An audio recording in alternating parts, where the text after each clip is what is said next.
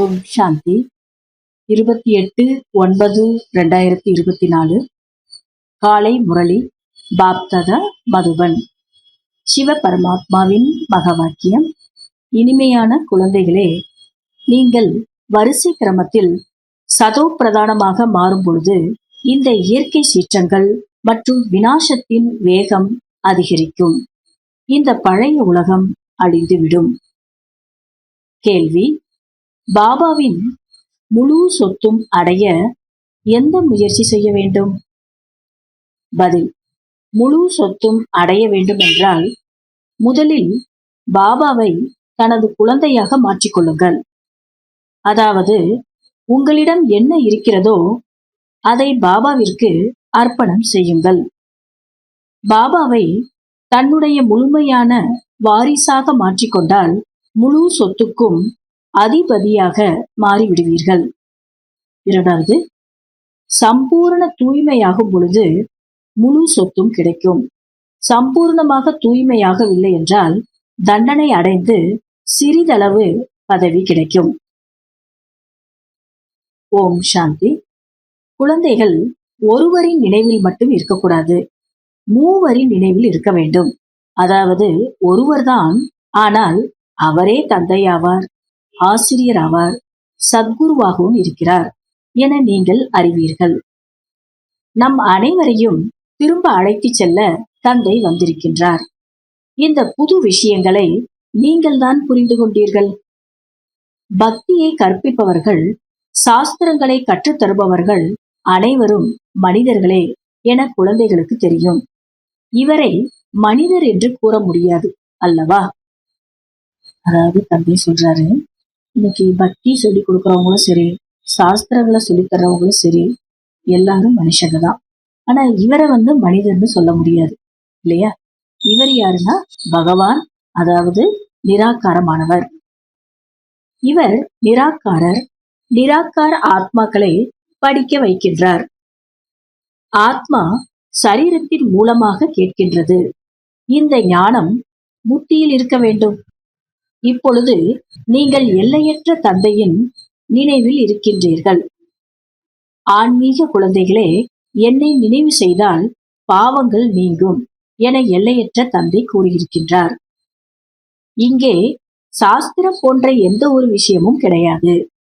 பாபா நமக்கு ராஜயோகத்தை கற்பித்துக் கொண்டு இருக்கின்றார் என நீங்கள் அறிந்துள்ளீர்கள். எவ்வளவு பெரிய டீச்சர்! உயர்ந்ததிலும் உயர்ந்தவர். எனவே உயர்ந்ததிலும் உயர்ந்த பதவியை அடைய வைக்கின்றார். நீங்கள் வரிசை கிரமத்தில் சதோ பிரதானமாக மாறும் பொழுது சண்டைகள் ஏற்படும். இயற்கையின் சீற்றங்களும் நடக்கும். நிச்சயம் நினைக்கவும் வேண்டும். அனைத்து ஞானமும் புத்தியில் இருக்க வேண்டும். புருஷோத்தம சங்கமயுகத்தில் ஒரு முறை மட்டுமே தந்தை புதிய உலகத்திற்காக படிக்க வைக்கின்றார். சிறிய குழந்தைகள் கூட தந்தையை நினைக்கின்றார்கள். நீங்களோ புத்திசாலிகள். தந்தையை நினைவு செய்வதால் விக்கிரமங்கள் அழியும். தந்தையிடமிருந்து உயர்ந்த பதவி பெறுவோம் என்பதை புரிந்து கொள்கிறீர்கள். இந்த லட்சுமி நாராயணன் புது உலகத்தில் பதவியை அடைந்தனர் என்றால் சிவபாபாவிடமிருந்துதான் அடைந்தனர் என அறிகிறீர்கள். லட்சுமி நாராயணனுக்கு அந்த பதவி கொடுத்தது யாருன்னா சிவபாபா தான். இதெல்லாம் குழந்தைகளாக இருக்கக்கூடிய உங்களுக்கு மட்டும்தான் தெரியும். இதெல்லாம் நீங்க ஞாபகத்துல வச்சுக்கணும் அப்படின்னு சொல்லிட்டு இருக்காரு. இந்த லட்சுமி நாராயணன் 84 பிறவிகளின் சக்கரத்தில் சுழன்று பிரம்மா சரஸ்வதி ஆகியிருக்கின்றனர். இவர்களே பிறகு லட்சுமி நாராயணர் ஆகிறார்கள். இப்போது முயற்சி செய்து கொண்டே இருக்கின்றார்கள். சிருஷ்டியின் முதல் இடைக்கடையை பற்றிய ஞானம் உங்களுக்கு இருக்கிறது. இப்பொழுது தேவதைகளுக்கு முன்பு குருட்டு நம்பிக்கையோடு தலை வணங்க மாட்டீர்கள். அதாவது தேவதைகளுக்கு முன்னால போனாலும் இந்த மூட நம்பிக்கையினுடைய அடிப்படையில நம்ம தலை வணங்க மாட்டோம் அப்படின்னு தந்தை சொல்லிட்டு இருக்கிறாரு. மனிதர்கள் தேவதைகளுக்கு முன்பு சென்று தன்னை தூய்மையற்றவர்கள் என்று நிரூபிக்கிறார்கள். தாங்கள் சர்வ குணங்களும் நிறைந்தவர், நாங்கள் விகாரியாக பாவியாக ஆகிவிட்டோம், எங்களுக்குள் எந்த குணங்களும் இல்லை என கூறுகின்றார்கள்.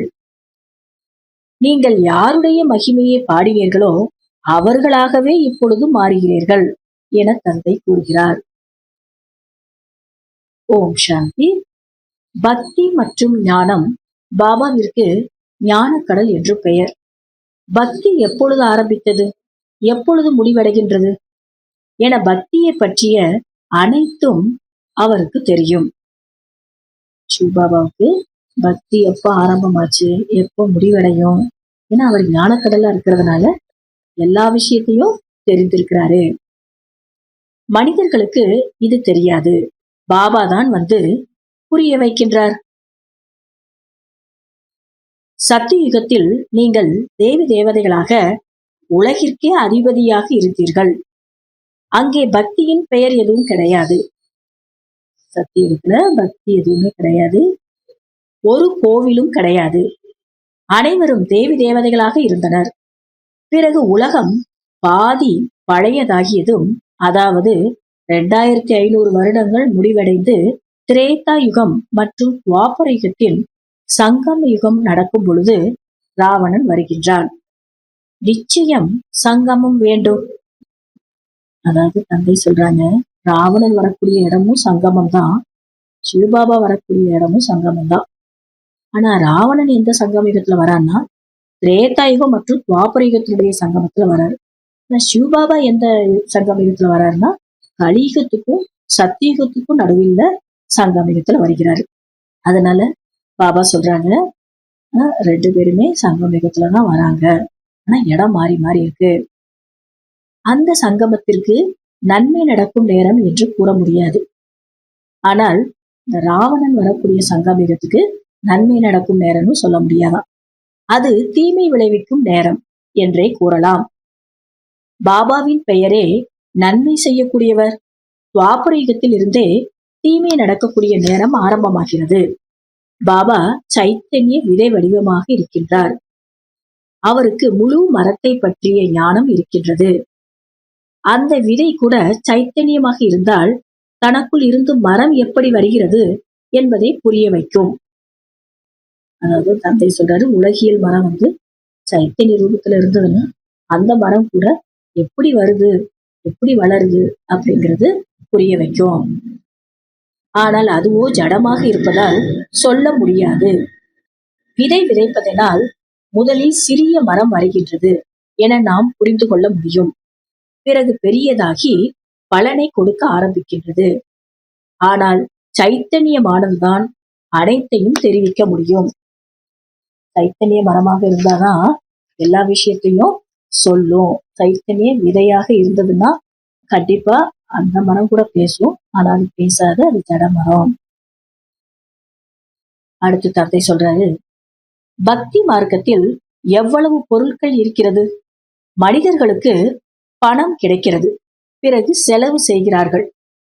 நான் உங்களுக்கு எவ்வளவு பைசா கொடுத்துவிட்டு செல்கிறேன் என பாபா கேட்கிறார். எல்லையற்ற தந்தை எல்லையற்ற சொத்தை நிச்சயம் கொடுக்கிறார். இதனால் சுகமும் உங்களுக்கு கிடைக்கிறது, ஆயுளும் அதிகரிக்கிறது.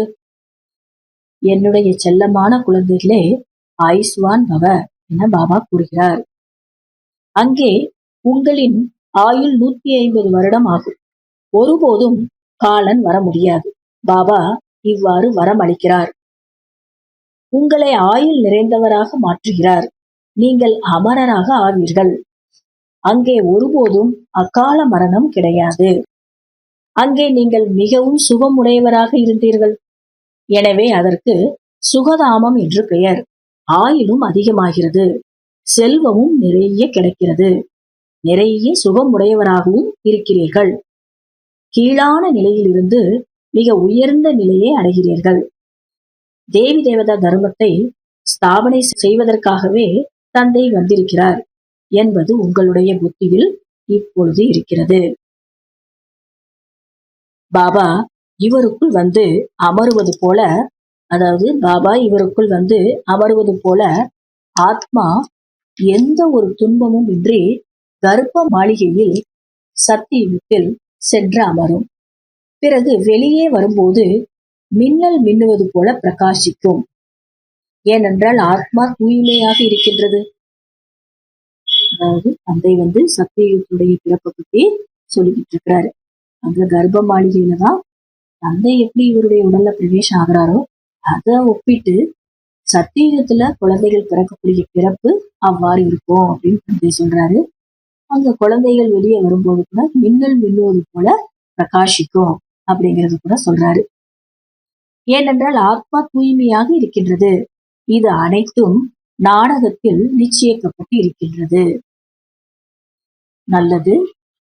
இனிமையிலும் இனிமையான காணாமல் போய் கண்டெடுக்கப்பட்ட செல்லமான குழந்தைகளுக்கு தாயும் தந்தையும் ஆகிய பாக்தாதாவின் அன்பு நினைவுகள் மற்றும் காலை வணக்கம். ஆன்மீக குழந்தைகளுக்கு ஆன்மீக தந்தையின் நமஸ்காரம்.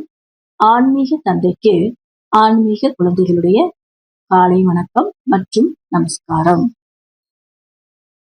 கடைபிடிக்க வேண்டிய முக்கிய சாராம்சம். முதல் பாயிண்ட், ஆத்மாவை தூய்மையாக்குவதற்காக தனிமையில் வட்டியில் இருக்க வேண்டும். ஒரு பாபாவை தவிர வேறு எந்த நண்பரும் உறவினரும் நினைவில் வரக்கூடாது. இரண்டாவது பாயிண்ட், புத்தியில் முழு ஞானத்தையும் வைத்து பந்தனத்திலிருந்து விடுபட்டு மற்றவர்களுக்கு சேவை செய்ய வேண்டும். பாபாவிடம் உண்மையான வியாபாரம் செய்ய வேண்டும். பாபா அனைத்தையும் குப்தமாக செய்தது போல குப்தமாக தானம் செய்ய வேண்டும். வரதானம். மாயையின் பயங்கர ரூபத்தின் விளையாட்டை சாட்சியாக பார்க்கக்கூடிய மாயாவை வென்றவர் ஆகுங்கள். மாயையை வரவேற்கக்கூடியவர்கள் அதனுடைய பயங்கரமான ரூபத்தை பார்த்து பயப்பட மாட்டார்கள். சாட்சியாகி விளையாட்டை பார்ப்பதினால் மகிழ்ச்சி ஏற்படுகிறது. ஏனென்றால் மாயை வெளியில் சிங்கம் போல் உருவம் கொண்டிருக்கிறது. ஆனால் அதற்கு சக்தியோ பூனை அளவு கூட இல்லை. நீங்கள்தான் என்ன செய்வேன், எப்படி நடக்கும் என்று பயப்பட்டு அதை பெரியதாக ஆக்கிவிடுகிறீர்கள். ஆனால் என்ன நடந்து கொண்டிருக்கின்றதோ அது நல்லதேதான் நடந்து கொண்டிருக்கின்றது. மேலும் என்ன நடக்கப் போகிறதோ அது இன்னும் நல்லது நடக்கப் போகிறது என்ற பாடத்தை நினைவில் வைத்திடுங்கள். சாட்சியாகி விளையாட்டை பார்த்தீர்கள் என்றால் மாயாவை வென்றவர் ஆகிவிடுவீர்கள். ஸ்லோகன். யார் சகிப்புத்தன்மை உடையவர்களோ அவர்கள் பிறருடைய கருத்து மற்றும் சுபாவத்தை பார்த்து பொறாமை கொள்ள மாட்டார்கள். வீணான விஷயங்களை ஒரு காதால் கேட்டு மற்றொன்றால் வெளியேற்றி விடுவார்கள். இன்றைய அவ்யக்த சமிக்கை. ராஜா என்றால் அர்த்தம் வள்ளல். ஒருவேளை எல்லைக்குட்பட்ட ஆசை மற்றும் பிராப்தி உதயமானால் அவர்கள் ராஜாவிற்கு பதிலாக கேட்பவர்களாக ஆகிவிடுவார்கள். நீங்களோ வள்ளலின் குழந்தைகள். அனைத்து கஜானாக்களில் நிரம்பிய சிரேஷ்ட ஆத்மாக்கள் ஆவீர்கள். நிரம்பிய நிலையின் அடையாளம் தொடர்ச்சியான மகாதானி. ஒரு நொடி கூட தானம் கொடுக்காமல் இருக்க முடியாது. நல்லது. ஓம் சாந்தி.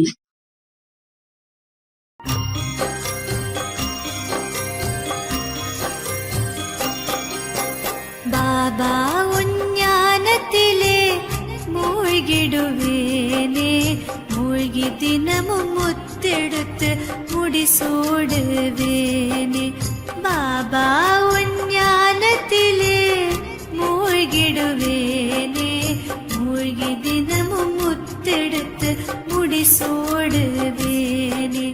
நரகமாமே உலகை சொர்க்கமாய் மாற்ற,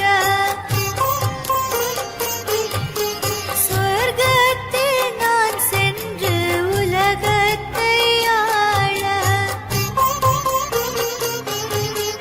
பாபா உன் சொல்படியே நாளும் நான் நடந்தே எதிர்கால உலகத்திலே எஜமானனா